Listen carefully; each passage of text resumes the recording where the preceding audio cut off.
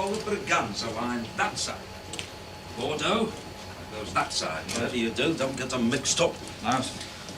Ah, well. These old barrels, you can dump them outside. Yes. While you're about it, you can give the walls a lick of what? James! Yes, sir. James! Why have I been summoned here this morning? I've got things to do, Well, you now, know. what do you think of it, eh?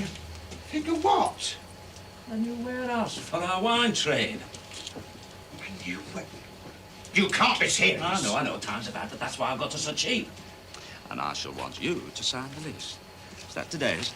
Yes, it is. There's a notice of something. Well, I don't expect it to be there. I imagine they'll devote a couple of paragraphs to it somewhere. Nothing. Nothing? I was assured the speech was well received. Mention of the Oberon. She was sighted up the Scillies and then nothing. What's the matter with the Oberon? It's overdue, that's what. There's been 2 ships lost in that storm already. What storm? Oh, Robert, aren't you aware of what's going on in the world around you? There's been a terrific storm on the West Coast for the last 3 days. I know, I'm quite well aware of that. Oh, all that you're aware of, it seems to me. Listen, James, what you don't realise is that I've got other things on my mind. Matters of national importance. Politics? Yes, politics. Parliament is the pulse of this nation, the heart of it. And kept alive by the sea and the ships that sail on it. James, I'm quite aware that shipping is going through a bad time at the moment. In fact, that was the content of my speech. It must be here somewhere. Yes, here it is. Mr. Robert Onedin, member for Liverpool, made a plea for seamen's rights in the shipping debate. Not exactly a major speech, is it? Arthur! Oh, tell Mr. Carter I'll be up immediately. Yes, sir. The Oberon, you say? It's an old ship. Who's captain? Baines. He's not as young as he was either.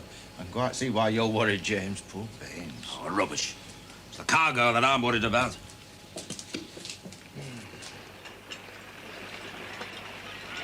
Time to show.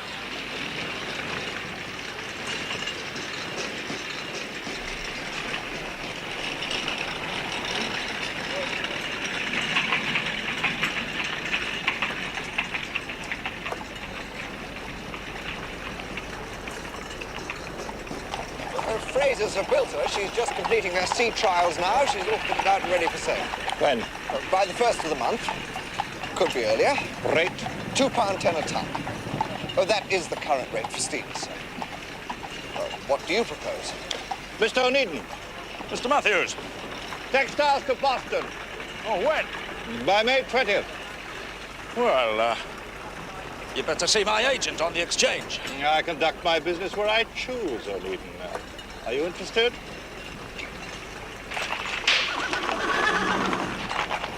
Well, sir? What part is he? I say, that's sailing ship rates. What ship, Onedin? The Oberon. She's just berthing. I want it delivered on time. Ah, well, let me have it by next week. You can't guarantee it with a sailing ship, Mr. Onedin. Don't you have a steamer? I thought the Anne Onedin was due next week. Ah, well, she's already committed, bound for South Africa. Mining equipment to David Parry. Aye. You'd better get some steamships, Onedin, otherwise you'll fall behind. My Clubwells. I'm late. But, Mr. Matthews... The order is yours, Briggs, if you can sail by the 1st of the month.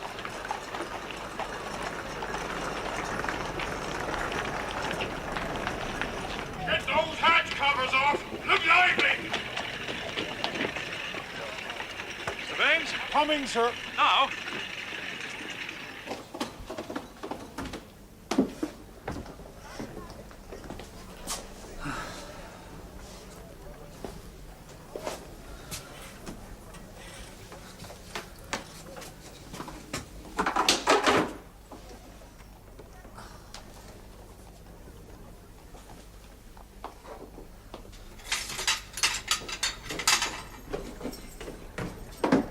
Had a hard time of it off the Scillies, sir. What other damage to the ship? The galley. Cook should have had more sense trying to make me a plum pudding in a gale like that. I mean, to the ship. We haven't had a chance to get underneath it yet, but we was pumping all the way. Repairs could take a bit of time. Yeah, well, got plenty of that. Outward cargoes are getting hard to find. All going to the steamships. But we have seen it coming, sir. I'm giving you a ship to carry 1,000 tons of cargo at 10 knots, with room enough for coal to see her to America and back. Do you want her now, or do you want her right? I want both. I've just had an order from Matthews to take textiles to Boston, but she has to sail on the 1st. I can promise nothing. If only you started these sea trials earlier. It was only launched 6 weeks ago, man. And that was 3 months later than you promised. How's my next ship coming on? They should start plating the top strake tomorrow. Is that all?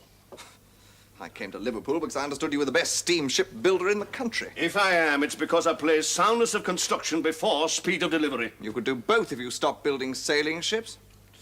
That bark out there on the stocks, who wants a sailing bark these days? There are still a few owners about who prefer to put their trust in the forces of nature rather than the caprices of machines. I'm not one of them. You could come to regret that.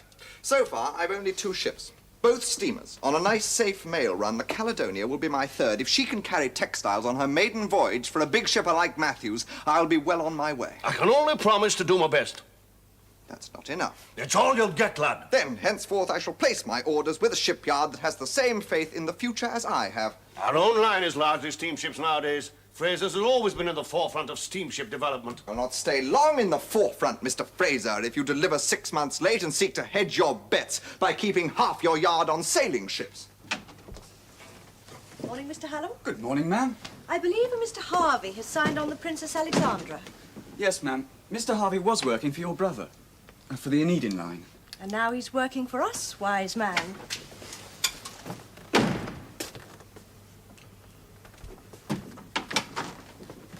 The Princess Alexandra sails today, of course. Yes, ma'am. She's already left her berth. Oh.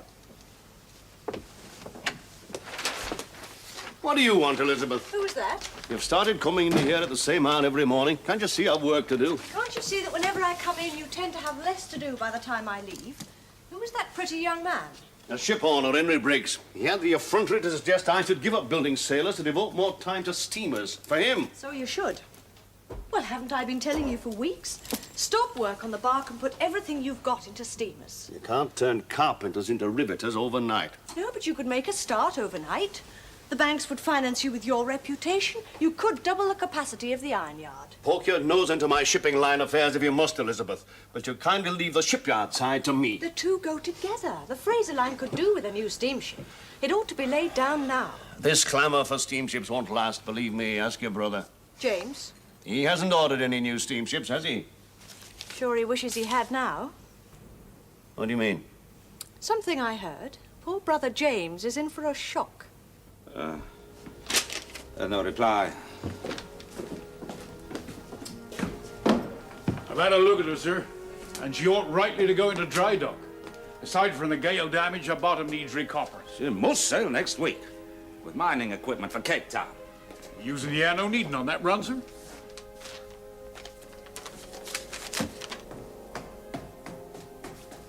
She's laid up in Cork with a burst boiler. His only steamship. That'll take weeks to put right in Ireland. Your brother was counting on the Anne Onedin for his Africa contract. What was that? Mining equipment, David Parry. I wonder who'll get that now. Hmm. Well, I'll leave you to your work. While you still have some.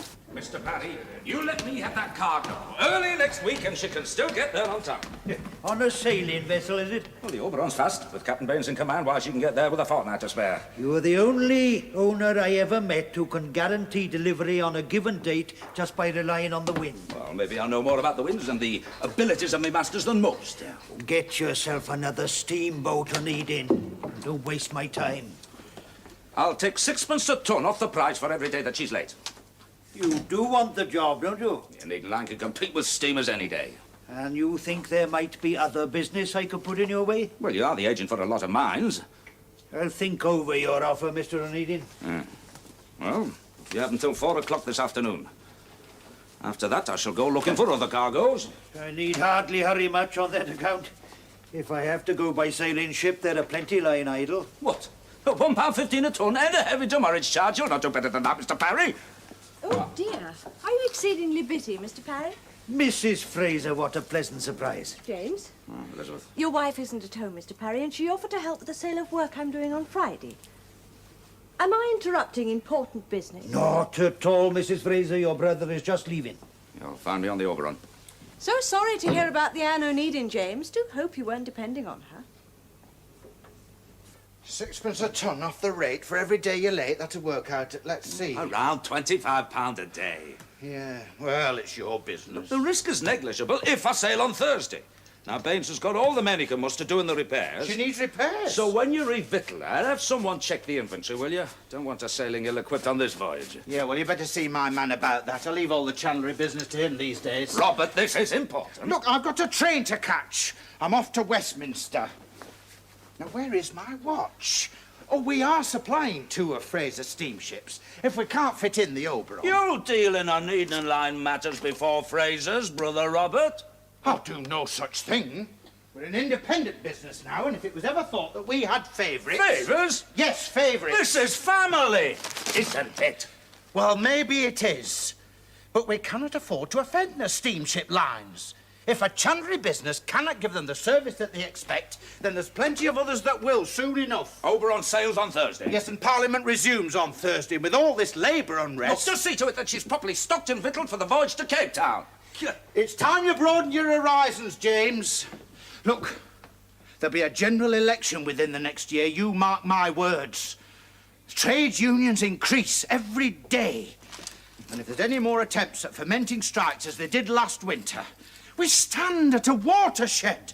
The very basis of our constitution is at stake. Catch. You could have broken it. Don't want to miss your train, do you?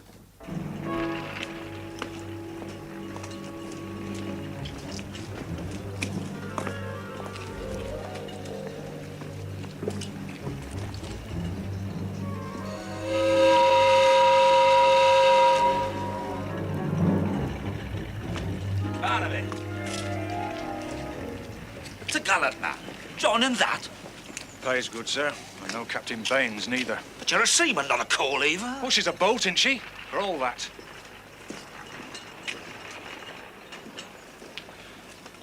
The Oberon sails next week. If there's any seamen amongst you, I'll have places for you. 6pence a ton off his price for every day's late, and sailing rates at that. It shows Onedin's confidence, doesn't it? Oh, shows how desperate he is. What rate would you be asking, then, if I wanted it to go by steamer? Oh, a lot more than James Onedin. Steamships can afford to pick and choose. Besides, I don't know if we'll have a ship yet. Then I'd better get along to see Onedin. I said I'd let him know by 4 o'clock. After all, if he can get the cargo there on time and a deal more cheaply than you... It'll be small consolation to your principals in Africa if the cargo doesn't arrive on time, no matter how cheaply it's carried. So what is your price, then? Gold mines, diamond mines. The more they open up, the more equipment they need. Oh, I'm not leaving it all for Frazer. What is steamer trade for all that, sir? Well, I'll not be content with the leftovers. Huh. Coal for the bunkering stations to feed the steamers. Well, there's more in it than that, sir. I mean, there's plenty of boat cargo to bring back that there's no rush for. Less and less outward. Manufactured goods that customers abroad want on time. Aye. Well, it goes against the grain for an old sea dog like me to say it, sir, but...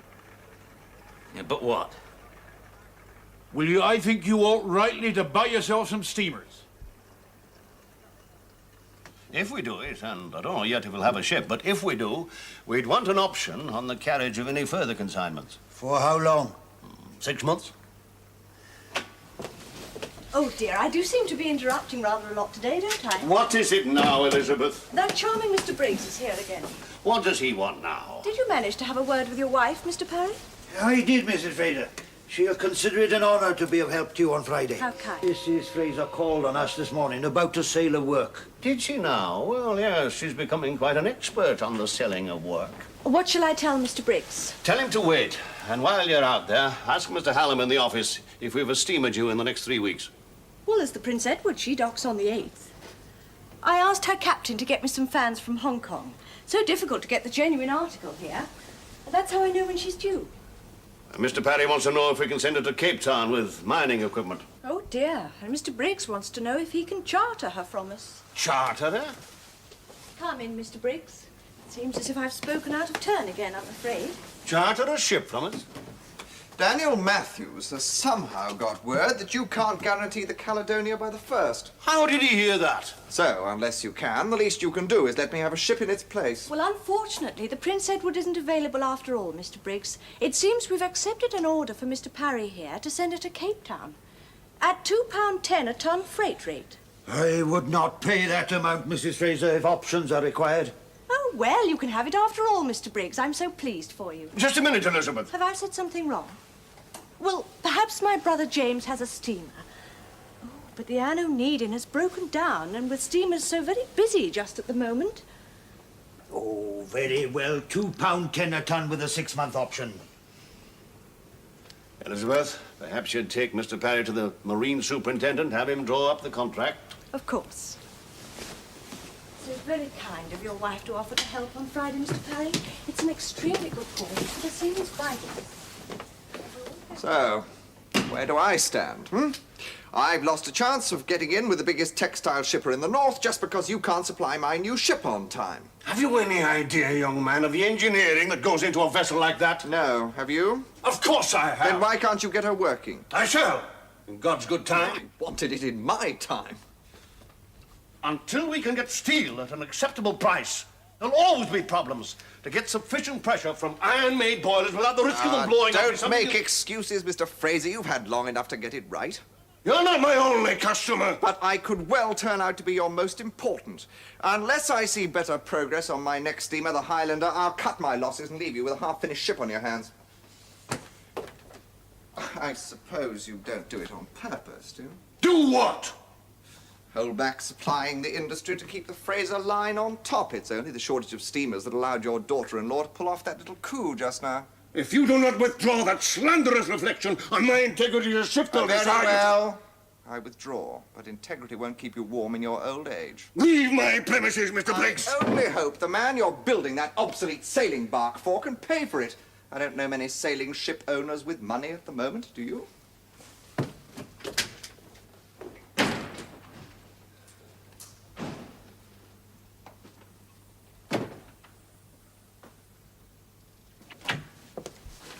Mr. Briggs looks extraordinarily handsome when he's angry.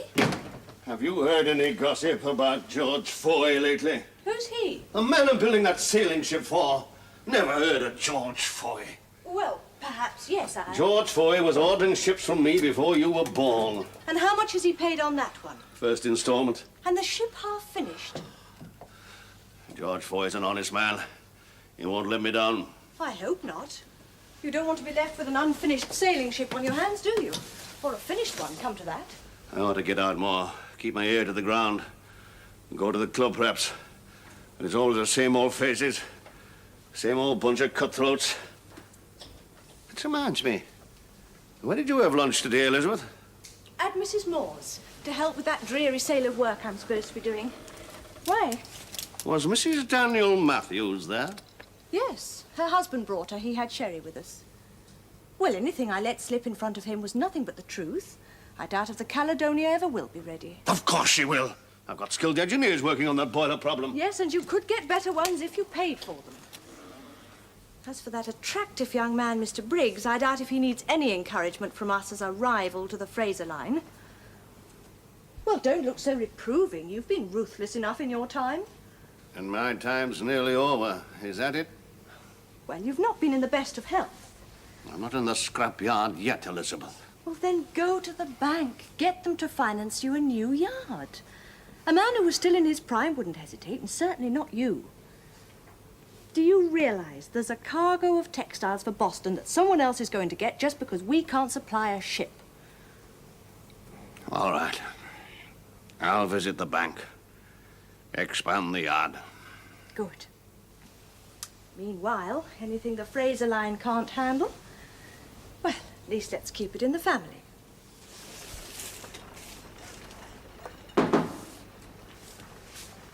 Come. I've had someone from Frazer's look her over, sir. And he reckons we can make her seaworthy inside a week. What time is it? Just after 5 o'clock, sir. You'll not be coming then? Not now. Who's that? A week, you say, eh? Well, let's hope we got a cargo by then. So you're here, James. I went to your house. Mr. Baines, put those repairs in hand, will you? Yes, sir. Mr. Baines? David Parry been to see you then, has he? Yes, we've a contract to deliver his mining equipment to Cape Town and an option on any further voyages for the next 6 months. Come to gloat, have you? Not at all. Come to tell you to comb your hair, put on a clean shirt and go round to the shipping club. Daniel Matthews is there. Made me trot beside his carriage, he did.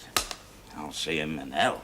You'll see him at his club if you want to take his textiles to Boston. Well, he's given it to what's his name? Briggs. Yes, but Briggs hasn't got a ship. The Caledonia won't be ready for weeks. Oh, well, I'm sure Frazer's will always oblige. Not at present. I shall always see to it that the Frazer line is kept busy, James, but if there's ever anything left over... You'll offer it to me? Keep it in the family. Go on, James. Not run round after Dan Matthews. You will if it means business, or someone like George Fowey will. James. What? I mean it kindly. As you say, business is business.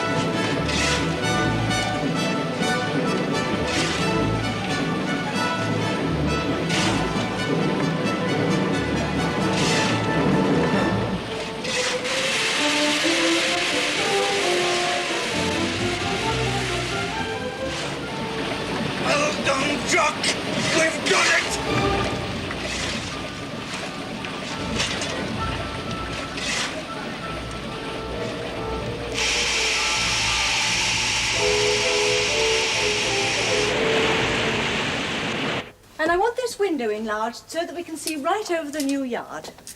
A big bay window. Yes, madam. And this wall must be taken out.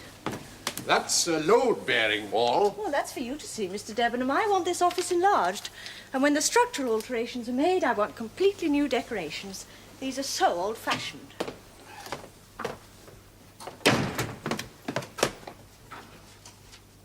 Who's it? Mr. Debenham from Marriott's the Builders. He's just taking a few measurements. Well, I've got 2 yard foremen I'm waiting to interview. Can't he take his measurements somewhere else? What is all this? I really don't think this wall can be removed, Mrs. Frazer. Well, I should think not. You'll have the whole place down. I shall enlarge this office somehow. The devil you will. Look, if you're to have one of the largest steamship yards on Merseyside, you must have an office that befits your position. We're mortgaged up to the hilt as it is, woman. So a little more expenditure will go unnoticed. Elizabeth, I've not borrowed £12,000 from the bank to have you squandering it on fripperies. Will you please leave us, Mr. Debenham? Thank you so much for the moment, Mr. Debenham. Elizabeth, this office has been the way it is since my grandfather's day, and I'm not changing it now. Now, you know what Dr. Wilson said. If you let yourself get too excited... Mr. I just heard that Onedin's ship, the Oberon, has docked at Boston with those textiles. She made good time, then. Record time for a sailing ship, but the Caledonia would have been back by now. A cargo that should have been mine, carried all the way across the Atlantic by a sailing vessel, while the ship that was meant to take it is still not in my possession. You can have the Caledonia any time you choose, Mr. Briggs. She's waiting for you on the Frazer line berth now. No more boiler trouble? That new engineer I took on solved that problem. You see, I took your advice, Mr. Briggs. Brought myself up to date. Gone over entirely to steamers. Have you got a master for her? I'll engage Donaldson, since you employed him for the trials. He must know the ship. And the sooner you sign on a crew, the better. You'll need at least a dozen firemen for those boilers of hers, and coal to match. There's only a bucket full in her at the moment. Here. Perhaps you'd care to dine with me at the club tomorrow evening. Peace offering? You can give me your final payment. You've got one of the fastest ships on the ocean, Mr. Briggs. All you need now is a cargo for it. There'll be no difficulty about that.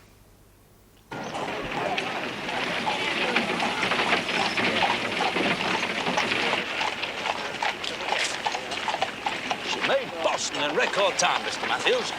So if the Oberon can do it, so can this ours. Captain Fowey's had favourable winds. You can't count on that again. Well, all right, then. Let me have your cargo by tomorrow, and there'll be even more time to get her there. So the voyages get longer, do they?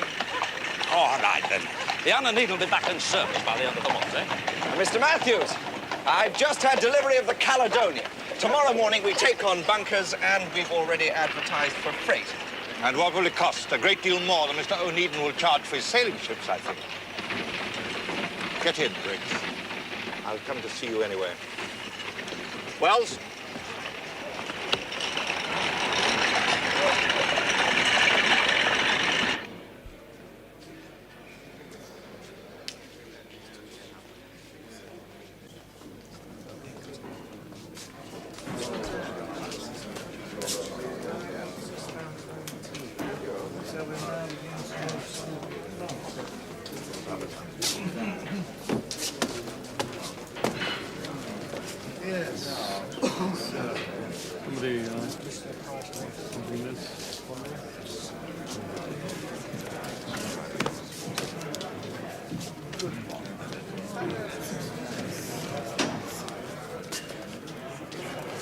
Morning, Mr. Fowey. Plenty of coal freight about. Ah, indeed.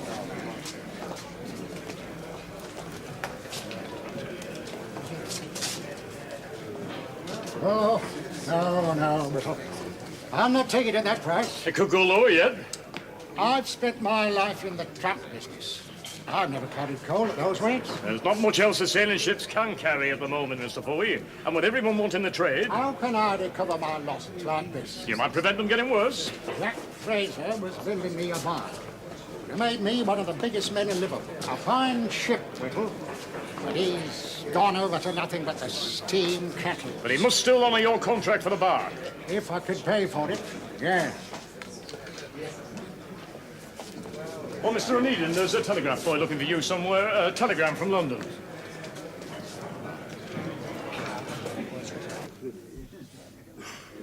I also owe you the second installment on the Highlander. That can wait. Don't forget you've to buy coal for the Caledonia. That'll cost quite a sum. So, £5,000 then. To complete your purchase, yes. How's the Highlander coming along, by the way? Oh, you'll get that ship early. That'll make a change. I hear your health hasn't been too good of late. I shouldn't listen to my daughter-in-law. You know what women are. Who do I make this out to? I forget. Jack Frazer or Frazer Line? Good evening. Evening, Onedin. Well, when did you sail with that splendid new ship of yours, Mr. Briggs? Briggs. Hey, I hope you got a good rate from Dan Matthews for those textiles. The best. We start taking on coal tomorrow, loading cargo the next day. Congratulations. Well, James. Well, now, I was wondering if either of you two gentlemen might be in the market for a steamship here, Charles. These glasses are empty, and get me one, will you? You're not selling the Anne Onedin. Aye, well, a boiler will be finished by Friday. Lloyd's man's looked her over, classified her A1. And I am willing to part with her for just about that much. £5,000? This is no time for parting with steamers. Everybody's going into steam. Which is just why it is the time to part with her. Now, I know the Frazer line could use another steamship. We've just had a new one laid down. Aye. Well, it'll take some time before she's launched. How about you, Mr. Briggs? You want to stay in business with Dan Matthews? You can't wait for the new ship. £5,000 is a lot of money. Very well. Frazer Line might be interested. So might I, as it happens. Good. I'll think about it, James. What about you, Mr. Briggs? Yes, I'll think about it. Well? Well, I'm just waiting while you think about it. I'm not going to decide now. There's a lot of other owners here tonight. I need the cash. Done. £5,000. The only difficulty is until I can get payment from Matthews for the textile cargo and with the coal to buy for the Caledonia. Oh, I'm sure Mr. Frazer won't mind waiting. Not considering how long you had to wait for him, eh? You can pay me later. Your credit will be even better now you've acquired yet another steamer. Thank you. Oh, hey, make it out cash, will you? Cash.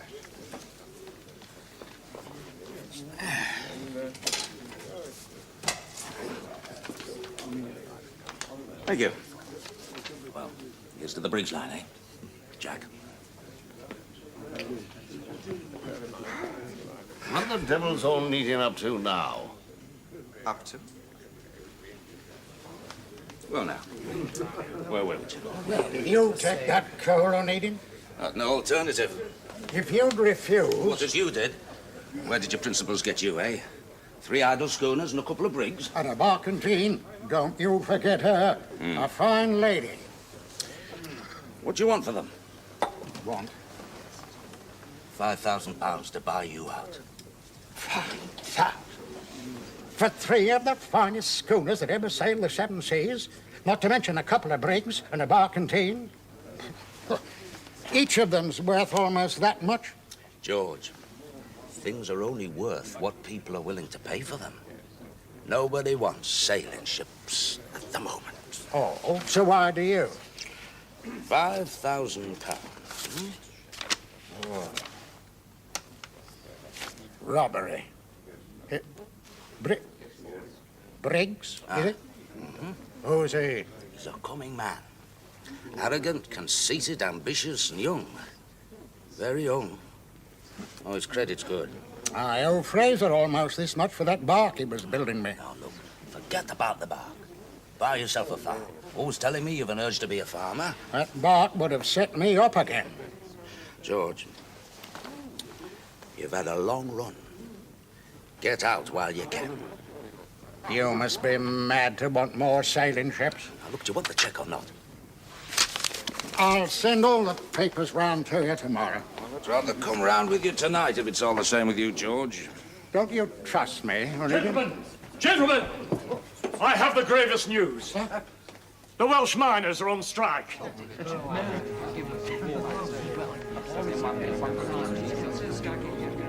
All the South Wales pits have come out. Do none of you read the papers? Is it only the shipping news that interests any of you? Anyone with a ha'porth of a concern for the state of the country could have foreseen this. There's been unrest in the pits for the past 3 months. Doesn't usually lead to a strike. Only last week, the member for Swansea made it plain enough to all what was in the air. We stand at a watershed. You're not at Westminster now, Robert. The unions grow stronger daily. And who knows who'll be the next to come out? Labour is finding a voice, and it's a foolhardy man who'll turn a deaf ear. The miners will be back within a week. I wouldn't count on it. Well, even they have to eat, as if we'd let ourselves be held to ransom by a lot of miners. What I want to know is how James Onedin was the first to hear of it. I sent him a telegram so that you'd all be warned. You see, I was in the lobby engaged in conversation with the minister himself. It was a League of Purity matter, as it happens, but that's neither here nor there. His principal secretary comes up to him and tells him. So I got word off to James before news had even reached the chamber. You can't say that I don't put family first this time. Family? He just put James Onedin first. He surely told you, didn't he? He just sold his steamship at the top of the market and bought 6 sailors at the bottom. Before anyone in Liverpool had heard a word. Do you think we ought to send to the wharf and buy coal while we can still get it? I've already done that. At what price? At any price.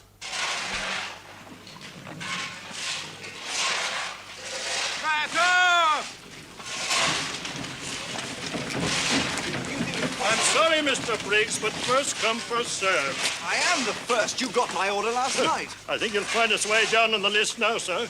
Who paid you to do that? Frazer? Are you saying I've taken a bribe, sir? Now, he's getting all the coal he wants. Look at it, going into those Frazer wagons. Mr. Fraser's been running ships on Merseyside long before you ever got here, sir. That's what I mean. First come, first served.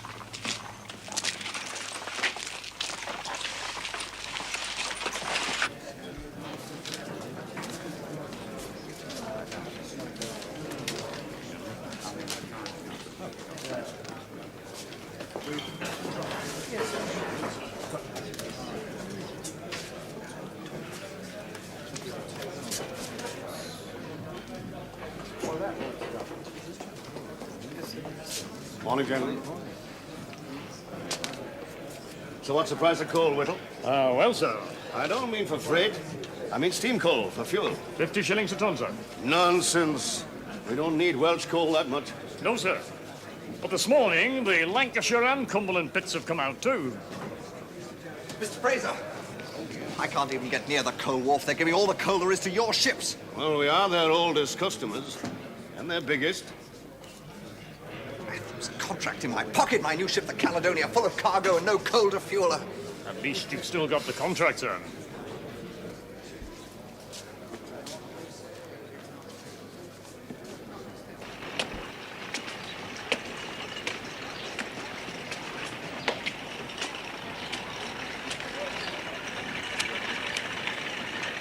Mr. Frazer! Matthews won't honor my contract if I can't even sail, will he? You have to let me have coal. We need it ourselves. Have you forgotten that I owe you over £5,000 on the Caledonia, not to mention what's due on the Highlander? Do you think I'll be able to pay if I have to keep the Caledonia at her moorings? One of my other ships is due tomorrow, and she'll be bunkering too. If I have to lay her up, I'll be finished. And what will you do with the Caledonia then? Mr. Briggs!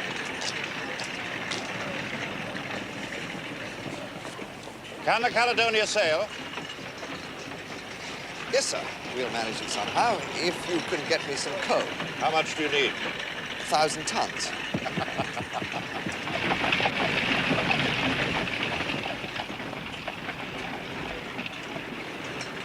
I'm sorry, Mr. Parry, but with the price of coal as it is, I'm afraid we've had to raise the freight rate.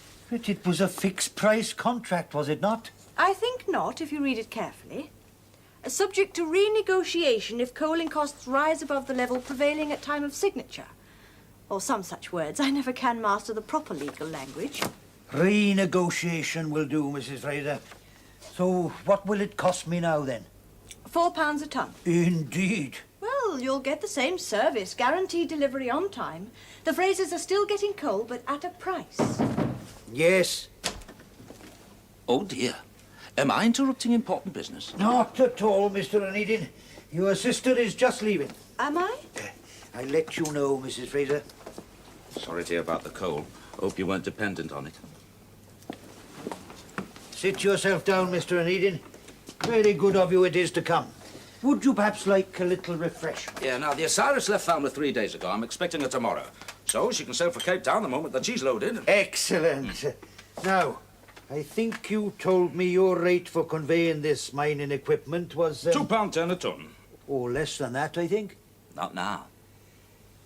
Can I be sure of delivery by the 15th? Oh, can an owner of a sailing ship ever guarantee a delivery date just by relying on the winds?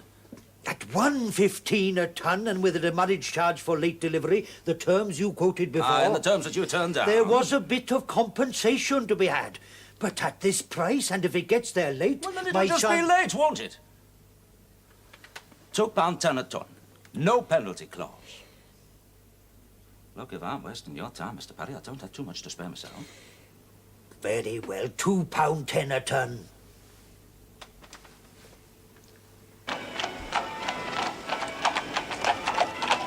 Perhaps I could finish that bark of George Fowey's after all. We could do with a sailing ship just at the moment. I could find a use for some of the men. The bank won't even guarantee my wages bill now. Well, then lay the men off. If there's no work for them, what else? Finish George Fowey's bark. The miners will have crawled back to work by then. It could be foundry men next. Perhaps even shipyard workers. Nobody's going to go on strike once the miners have been taught a sharp lesson. The sharper the lesson, the more resentful and defiant they'll all become. Robert's right. There's a cold wind blowing.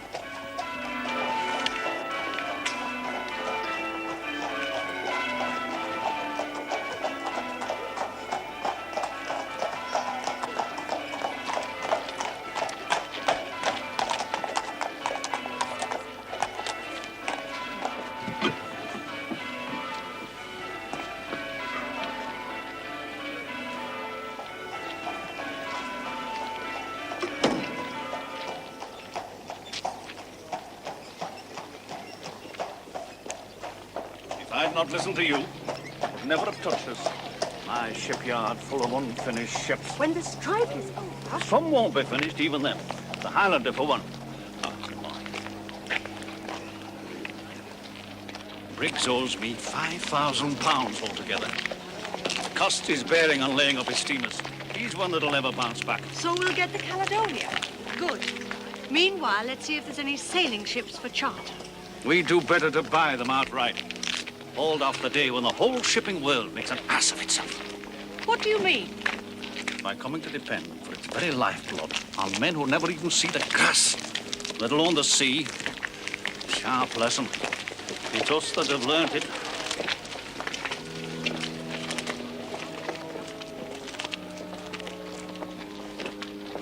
But you only bought them last week. Ah, well, so now I'm selling him again. Barkentine, 2 Briggs and 3 schooners. For how much? Well, I've been offered 4,500 for the Briggs, but I'll get more. That's almost as much as you paid for the lot of them. So I made a bit of profit.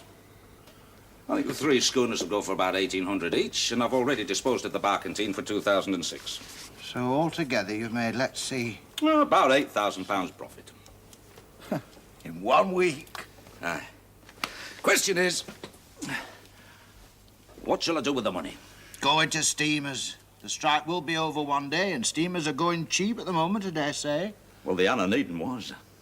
You bought it back? Aye, for £2,000. Well, you sold her for more than twice that. Well, young Briggs was a little short of cash. So you've all your fleet intact and almost £6,000 into the bargain. What shall I do with the 6,000?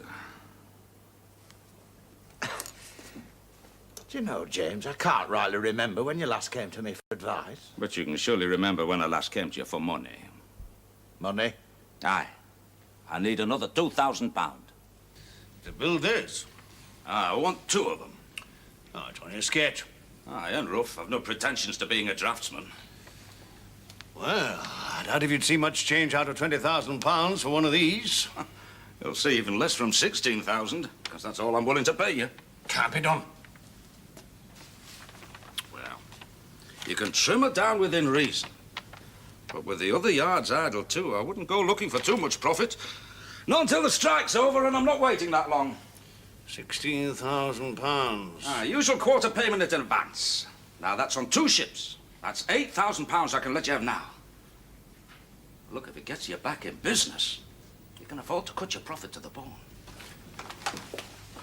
James? Elizabeth. Your brother's just placed an order for 2 ships. So, he's come to steamers in the end, has he? 1,600 tons. Do you hope to win just by making them bigger? I shall win for long enough. That's near twice the size of any sailing ship I've ever built. So she'll carry some cargo, eh? That Caledonia of yours, she carries mostly coal. When she can get it. It won't be long before we've halved the rate of fuel consumption in steamers. And double the engine power, too, no doubt. But until then, with that spread of canvas, why, she'll lick any steamer that you want to put against her. But in time, James. Well, 10 years. Not more. Well, by then, I'll have cornered enough of the market to go into steamers myself. When the others have burnt their fingers getting them right for me.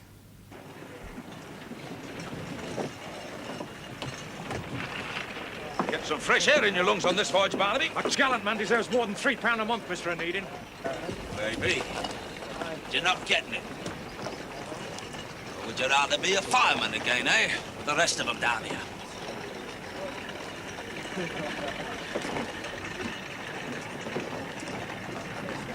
Mr. Onedin! Mr. Onedin! Get that cart out of the way! Mr. Onedin! I'm looking for a ship! The strike's going on for a while. When does Captain Baines come home on the Oberon? There's a warehouse full of textiles which has got to get to Boston. What are your rates? I need a ship, Onedin. Mr. Onedin! Go, go. Not so clearly!